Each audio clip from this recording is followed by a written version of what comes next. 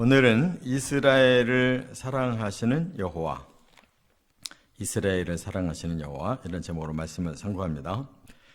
이제 33장에서는 모세가 죽음을 앞두고 마지막 축복 예언을 하게 되는데, 야곱도 죽기 전에 창세기 49장에 보면 아들들 한 사람 한 사람 그 이름을 부르면서 축복 기도를 했는데, 그 축복 기도는 단순한 게 아니고 미래에 일어날 예언을 담은 축복 기도입니다.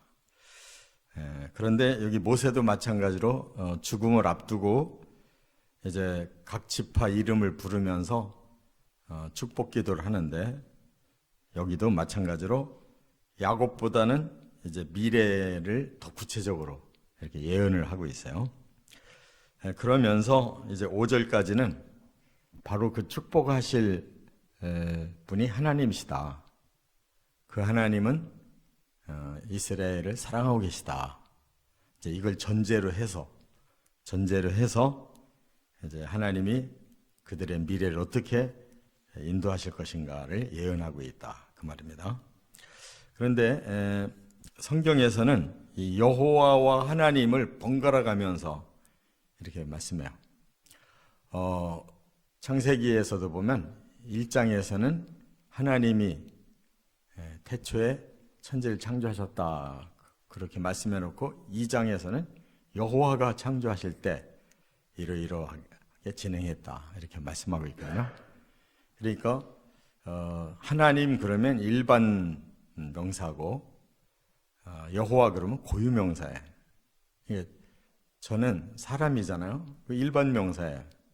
근데 사람 중에도 곽장준이에요. 그러면 저에게만 붙여지는 명사예요. 그러니까 하나님의 그 고유 이름을 여호와라고 이렇게 말씀하는데, 이 여호와를 강조할 때는 꼭 구원의 뜻을 두고 말씀하시는 거예요.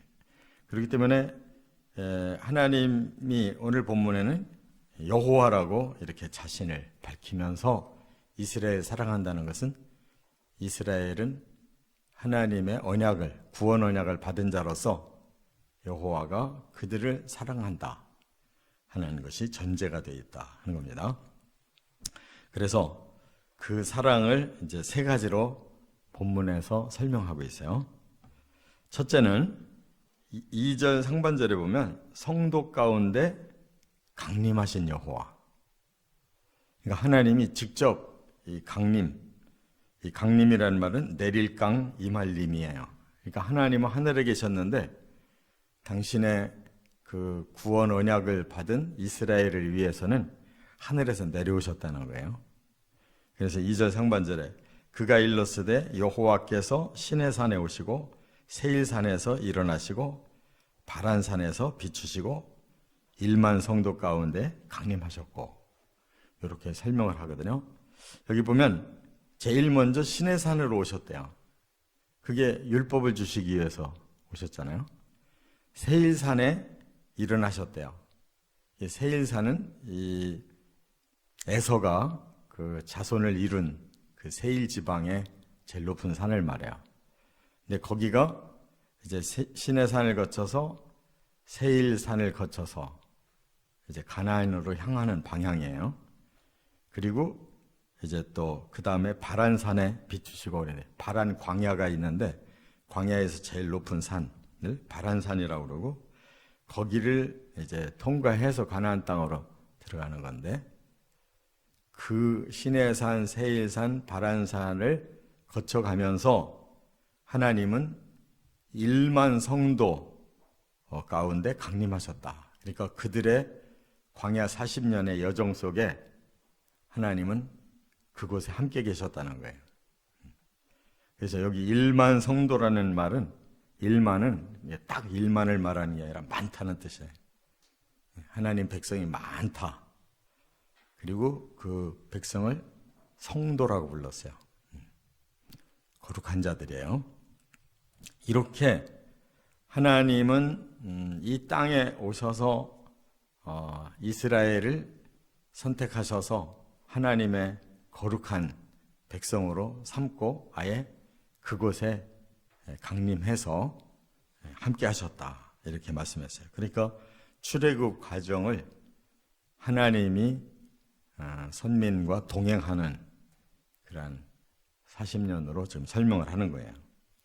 그러니까 얼마나 하나님이 이 세상의 많은 인류 중에 제일 먼저 선택한 백성들, 큰 애정을 가지고 그들과 함께 40년을 광야를 거쳐서 이제 가나안 앞두고 있다는 거예요. 그러니까 여기에 단어 하나하나가 굉장히 하나님의 그 사랑 어린 마음을 보여주고 계시는 거예요. 그러면 이것이 여호와께서 그 가나안 땅에까지 이제 같이 함께 하셔서 목적은 뭐냐? 그 땅을 하나님의 나라를 세우려고 한 건데 이게 실패했잖아요. 안 이루어졌어요. 다윗 때까지만 이제 점점 그런 발전이 있다가 무산됐어요. 솔로몬 때부터.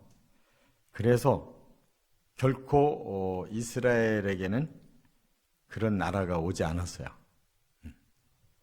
그러면 언제 이게 이루어질 거냐? 바로 예수님이 오셔서 천년왕국을 세울 때 이 계획이, 하나님이 강림하셔서 성도들과 함께 사는 이 성취가 예수님의 천년왕국이다, 그 말입니다. 그렇기 때문에 하나님은 그냥 뭐 시적으로 말씀하시고 뭐 이렇게 감성적으로 말씀하시는 하나님이 아니에요.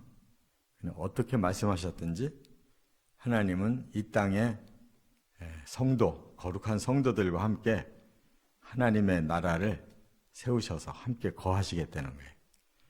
이게 바로 예수님의 천년왕국임을 믿으시 바랍니다. 두 번째는 2절 하반절부터 4절에 보면 불같은 율법을 주신 여호와라고 그랬어요. 불같은 율법을 주셨어요. 여기 2절 하반절에 그의 오른손에는 그들을 위해 번쩍이는 불이 있도다 그랬거든요. 그러면 하나님이 이 번쩍이는 불을 뭘 의미한 거냐? 오른손이라고 했으니까 이 하나님의 오른손은 아주 중요한 거예요. 하나님이 사람들에게 뭔가 가장 귀한 거를 주시겠다는 뜻인데 번쩍이는 불이래요. 그러면 이거는 과연 언제 이렇게 번쩍이는 불이 강림하시는 하나님에게서 보여졌느냐 하는 것을 우리가 생각해 보면 아는데, 이제 출애굽기 19장에 보면 모세를 시내산으로 부르시고 하나님이 그곳에 강림하실 때 바로 이런 불 가운데 임하시고 하나님이 음성으로, 자욱한 그런 연기 속에서 음성으로 이제 모세에게 말씀하시기 시작했어요. 그게 바로 뭐냐면 언약이, 율법 언약.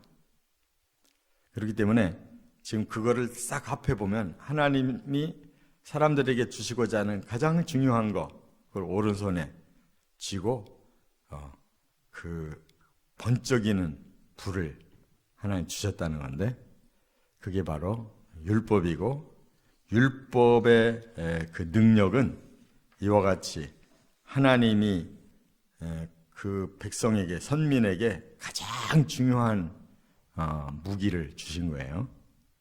그래서 이스라엘 백성들이 바로 그들이 하나님이 번쩍이는 불같은 율법을 주셨기 때문에 그때부터 그들은 진리 안에 머물 수 있는, 또 하나님의 뜻을 알고 순종할 수 있는 그런 거룩이 시작된 거예요.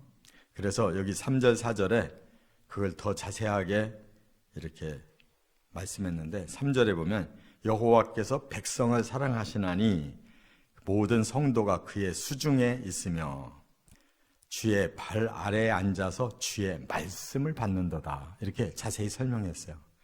그러니까 하나님이 자기 백성을 모아놓고 하나님 발 앞에서 다들 청종한다는 거예요.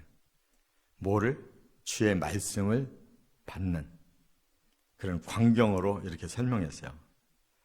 또 4절에도 모세가 우리에게 율법을 명령하였으니, 바로 하나님이 주신 그 율법을 이제는 너희들은 꼭 지켜야 된다라고 명령을 전했어요.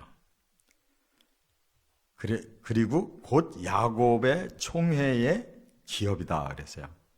그 야곱은 이스라엘 공동체를 말하고, 총회는 그 공동체의 그 집합적인 모임을 말하고, 그리고 그들의 기업이다, 재산이다 그랬어요. 그러니까 하나님이 이스라엘에게 놀라운 기업을 주셨어요. 그게 바로 율법이에요. 그래서 율법을 지키면 그들에게는 한없는 하나님의 복이 임하는 거예요. 그게 그들의 재산이라는 거예요. 율법을, 명령을 순종하면 그것이 그들의 재산이 될 거다, 이렇게 말씀했어요. 그러니까 우리도 마찬가지로 복음을 예수님께로부터 이렇게 받아서 우리는 그 복음만 하나님의 발 앞에 앉아서 잘 듣고 그 명령대로만 순종하면 우리는 하늘나라 백성의 기업이 되는 거예요. 할렐루야. 그래서 우리의 기업은 하늘나라예요. 이와 같이 하나님의 오른손으로 주신 이 율법과 복음 언약이 우리에게 구원과 영생과 영광의 재산이다, 그 말이에요. 끝으로 세 번째는 5절에는 여수룬의 왕이신 여호와, 이렇게 말씀을 했어요. 이 여수룬이라는 말이 여기 신명기에 3번이나 나오거든요. 그리고 이사야의 44장 2절에 한 번 나와요. 그래서 여수룬이라는 단어가 굉장히 귀한 건데 이 4차례밖에 안 나와요, 성경에. 이 여수룬이라는 뜻은 의롭다라는 뜻인데 이걸 이스라엘에게만 붙였어요. 그래서 여기 32장 15절에도 한번 나오고, 오늘 본문에 나오고, 여기 33장 26절에도 한번 나와요. 이렇게 3번 나오고 이사야서의 44장 2절에 나온단 말이에요. 그러면 이 여수룬을 왜 이스라엘에게 여수룬이라고 말을 했느냐? 애칭으로 말한 거예요. 사람들이 사랑하는 사람이 생기면 그 사람의 본 이름만 있는 게 아니고 자기들끼리만 통하는 애칭이 있잖아요. 그런 뜻이에요. 그래서 여기 이제 다음 시간에 해야 되는데, 여기 지금 33장에 26절에도 이렇게 말했어요. 여수룬이여, 하나님 같은 이가 없도다. 그가 너를 도우시려고 하늘을 타고 궁창에서 위엄을 나타내시는도다. 하나님이 얼마나 이스라엘을 사랑하냐면 하나님이 너를 돕기 위해서 하늘을 타고 궁창에서 하나님의 위엄을 드러내신다. 그러니까 사랑하는 자들이 이 땅에 있는데 하늘에서 하나님은 그들을 향해서 내려다보시고 은혜를 주시는 거죠. 또 이사야 44장 2절에서는 여수룬이 잘못됐는데 그러나 하나님은 계속 여수룬을 사랑한다는 거예요. 그래서 이사야 44장 2절에 너를 만들고 너를 모태에서부터 지어낸 너를 도와줄 여호와가 이같이 말하노라. 나의 종 야곱, 내가 택한 여수룬아, 두려워하지 말라. 이들이 이미 다 망하는 과정에 있는데 그러나 하나님은 손 놓지 않는다. 너희들은 내 종 야곱의 자손들이고 내 사랑하는 여수린이고 너희들을 내가 반드시 구원할 거야. 두려워하지 마. 라고 언약 주고 있어요. 이와 같이 하나님의 사랑을 받은 여수룬을 하나님 어떻게 사랑하시냐? 왕으로 오셔서 사랑하신다는 거예요. 왕으로. 그래서 지금 5절에 여수룬에 왕이 있었으니 이 왕은 바로 하나님 자신을 말하는 거예요.